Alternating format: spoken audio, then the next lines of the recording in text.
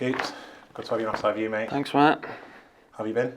Good, yeah, good. It's a nervous time at the moment, obviously, with all the teams doing, and it's getting to the end of the season now, and every point's important.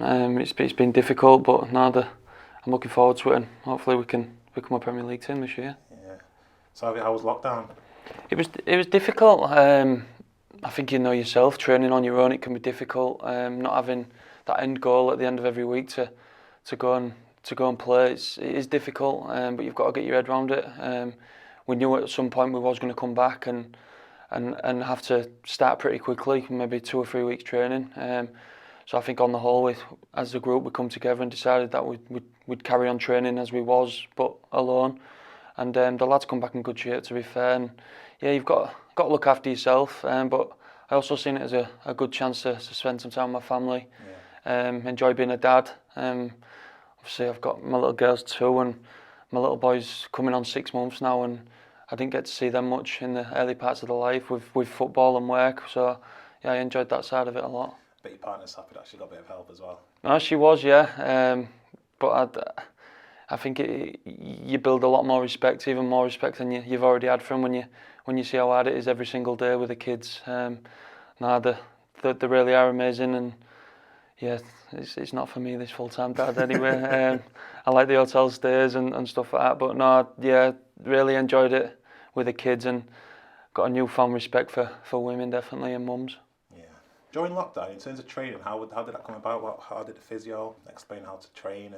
Well, I think we've got a very good doctor and medical staff as it is, and they sort of was on the ball with the COVID 2 weeks before. Obviously, we went into lockdown, and they'd started to plan, and they told us what was going to go on, how it was all going to come across, and within a couple of weeks, obviously, the Prime Minister sent everyone into lockdown, and they sort of just said they come to an agreement with the manager and the medical staff and the players that we would keep training to a high intensity level.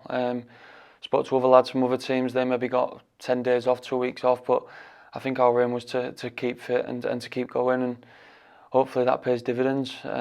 We did come back in great shape, which allowed us to go straight into the football side of it as opposed to having to build yourself back up. So I think that was the right decision, and like I said, hopefully it's worthwhile come the end of the season. Yeah, so Leeds are flying, aren't they? Obviously you come back, bang at it. Obviously I'm guessing your manager was on your case over the break. No, he was, yeah. Obviously he's a manager who likes to be involved and he's hands-on, and to not be able to do that and see the lads every day and see how they're training and what work they're doing, it will have been difficult for him. But I think he trusts the lads, he has a lot of trust in us, and to be fair, as a group, we're a good group. The message was always the same from me and the more senior lads to stick in there and keep working hard, because like we all knew eventually and ultimately it was going to come around where we were going to have to play again, and yeah, we did that. But yeah, the lads come back flying. We had a bad start away at Cardiff, obviously got beat 2-0, and obviously I think it's more external pressure than anything. It can throw you off sometimes. We know inside our dressing room that we've got a great group, and when we're at it, we can beat anybody in the league. And yeah, that was a minor blip, and then obviously it was a massive game for us against Fulham the week later. A good result for us, and one that sort of kicked off our post-lockdown season. We've drawn once with Luton, and then we've managed to win the rest. It's been a good period for us, but we've still got 3 games to go. Obviously nothing's done yet. And until it's mathematically proven that we are up, we'll keep fighting every single day. Yeah, obviously, just a prime example of how hard you work, your benefits, won't you, really? No, you do, yeah. Definitely, in my career, it's the hardest I've ever worked. It's the most demanding a manager's ever been with me. Obviously, I've worked with quite a lot of managers, and he's definitely the most demanding manager I've worked under. But his philosophy and the way he plays, I believe it suited me down to a T. With the intensity we play at and the way we build up and we want to play through the lines, it definitely suited my game. And I think as a group we took to that. We took to how demanding it was and how difficult it was. And at times, I won't lie, it is difficult. It can get on top of you at times, but you also go out on a weekend and you feel good and you see how the team plays, and that sort of gets brushed back under the carpet, and you're ready to go again. So was it a bit of a shock to the system when you first arrived, in terms of how much you were working and compared to other managers what have been? No, definitely, 100%. We was doing 3-4 sessions a day, 2 gym sessions and 2 football sessions and a running session, and it was difficult. It is a shock to the system, but I think I realise no more now how much it was worth it. When you can look back and see how far you've come, how much weight I'd lost and how much more powerful and agile I became as a player. Yeah, it's definitely changed my outlook on the game, and hopefully I can take that into the rest of my career and maybe further as well if I ever go into that side of the game. So just talking about your career then, let's take it back a little bit. You started off at Hull, right? So yeah, I was at Hull. Obviously, I was born in Hull. That's where my family are from. Always been a Leeds fan, but I was born in Hull, and I came through the system. I went for trials maybe 2 or 3 times when I was younger, 7, 8, 9. Got knocked back, kept getting knocked back, and eventually I had one last trial. I think it was when I was 10 or 11. I managed to get asked to go back and train with the under-11s team, and I never looked back from there really. I started out as a left-footed centre midfielder, and sort of got pushed back as you do when you're tall and you can deal with the ball. Yeah, and no, I loved it. It was a great start for me. I just really enjoyed my football. Obviously, you intend to enjoy it a lot more when you're younger. There's no pressure, and there's no external pressure from anywhere else. It's sort of just about developing, and obviously as you go further up the age groups, it starts to get a lot more serious. But no, it was always something I'd loved doing. I threw all my eggs in one basket, and God, I honestly don't know what I'd do if I didn't play football. So I'm one of the fortunate ones. And the Hull City youth team, you're obviously one of the better players there, and you actually made an appearance, didn't you, for the first team? Yeah, I made my debut. God, it was in the Carling Cup away at Swansea when I was 16. Phil Brown gave me my chance, and yeah, I managed to play the full 90 minutes, but we went to extra time and he made a change and I came off. I think we lost that game on penalties. But yeah, it was a great experience for me. And then obviously broke in and I got a bad injury. I had stress fractures and it was a difficult time for me. It was more of just a growing problem. Maybe an overuse too much on my body at such an early age, but no, that knocked me back for 4 or 5 months. Obviously gutted to pick that up, but the physios was great, and they got me back, and yeah, I managed to get back in under Phil Brown again, play in the Premier League a couple of times, and yeah, it was good times. I look back on it fondly, and yeah, they gave me my first sort of step on the ladder, give me my chance, and I'll always be in debt to them for that. So yeah, you went on loan after that, didn't you? I think it was to Carlisle, Huddersfield and Chesterfield. So you feeling at the time, was it just to get out and just play games? Obviously because of the situation that was the first team. I think so, yeah. It was difficult for me because I'd obviously broke into the first team, done well, and then the new manager came in, Nigel Pearson, and sort of just bid me off, you know what I mean? It was difficult, but I definitely think it made me a better person and a better man. I had to grow up quickly. When I went to Carlisle, I was living with a couple of lads, great lads, Jason Price, Tom Taiwo, in a flat in Carlisle, and yeah, I had to grow up quickly. I'd never been away from home, you know what I mean? And it was an eye opener, but one that I benefited from. I played a lot of games under Greg Abbott, the manager at the time, and then came back to Hull, and we'd played Huddersfield while I was at Carlisle, and I'd done pretty well. They was one of the best teams in the league at the time. Jordan Rhodes and players like that was playing up front for them, and I'd done all right against Jordan.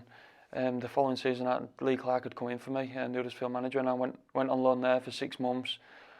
But didn't break in. It was the period where I think they went 50 odd games unbeaten, and there was favourites for League One that season, and I didn't manage to quite break in. So I'd cut my season long loan short after 6 months, and Nick Barmby had got the job at Hull, and I managed to play maybe the last 5, 6, 7 games for Hull of that season, and then obviously the season finishes and we didn't do anything in the season, but you think, can I go and sort of move on now and break into the first team? Like, so did that cross your mind then, like where am I actually at now in my career? No, definitely, yeah.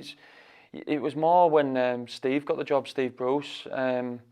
I'd gone to pre-season and sort of got an inkling that I was going to get bombed off, and obviously it's hard to admit. I've been at Hull since I was 11 years old and made a lot of friends there, grown up with a lot of good lads there, and broke into the first team, and it's difficult, but you see it coming. You don't want to accept it, but you have to go and do what's best for you. And I had to drop down the leagues into League Two. Paul Cook, obviously you played under him as well, is a very good manager, another demanding manager, but a very good guy as well. And I was sort of his first signing. We just missed out on the playoffs that year, and I think Chesterfield at the time was getting backed financially, and we was having a go. And obviously the following season we managed to get promoted with a great squad. Owen Doyle, Gary Roberts, Ian Everett, people like Jimmy Ryan. We had such a great team, and we'd done very well that season. People always told us we wouldn't play ourselves out of League Two, and we managed to do it. We played some good stuff and got the rewards for it. And then we'd played Leeds. Actually, it's funny. Pre-season, wasn't it? Yeah, pre-season. Yeah. Obviously, it's a massive game for me. Being a Leeds fan, you always want to do well, and we played them in a pre-season friendly, and I think it was big Matt Smith and Steve Morrison played up front. I'd done well. We'd played well. I think we drew the game. I can't remember what score it was, but I'd done well. Cellino had just become in charge, and 2 weeks later, Paul Cook pulled me on the Monday and said Leeds have made a bid, like that they was happy with how you played. You go in sort of thing, but just hold on. Obviously, Chesterfield are going to try and get a bit more money out of it, which is fair enough. So I barely trained, obviously, for that 2 weeks, not wanting to get injured and ruin my dream, ruin my dream move. So yeah, I held on another 2 weeks and eventually it went through, and yeah, I was absolutely buzzing. You know, it was a massive moment for me and my family to be able to go and play for the team you've always supported and grew up supporting. It's dream come true. Not many people get to do that, and luckily I'm one of them people who has. It's incredible, really, because obviously you're at Hull a day in the Premier League at the time when you went on loan. Yeah, up and down. Yeah, they'd been up and down. I can't remember off the top of my head. Obviously, they'd gone up under Phil in the playoffs, the famous Dino goal at Wembley, and then I'd left and they went up. I think it was the season after with Steve manager. So yeah, I was there for I was a kid. I was 15, 16, so not really around the first team when they went up the first time. And I played 2 games in the Premier League actually for Hull. I made my debut against Liverpool at Anfield.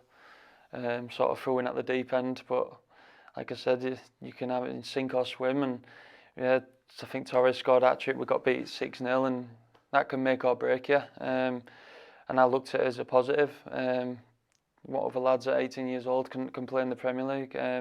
I'd had a taste of it, and now I want more of it. You know what I mean? I've had a little taste. I don't really class it as playing in the Premier League because it's not established. You know what I mean? It feels just like a dip in and a dip out. But no, it's made me more hungry to play at the highest level, and hopefully we can do that with Leeds United come the end of the season.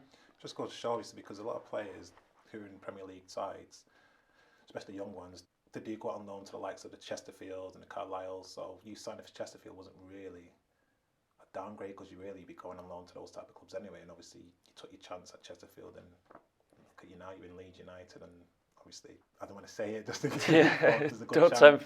I know there's a good chance that obviously next year you could be playing in a different league. I won't say the name, but obviously this goes to show how important it is to go out on loan and try and get the experience if it doesn't seem to be working out, because you obviously got your debut at Liverpool but you went to play games. Yeah. So just the importance of you going on loan and establishing yourself somewhere else to kind of obviously get that move to Leeds. Yeah, definitely, and I think it's consistency. Obviously you can play a handful of games and you're in and out the team, and I think we all know that's not good for anybody, especially as a player.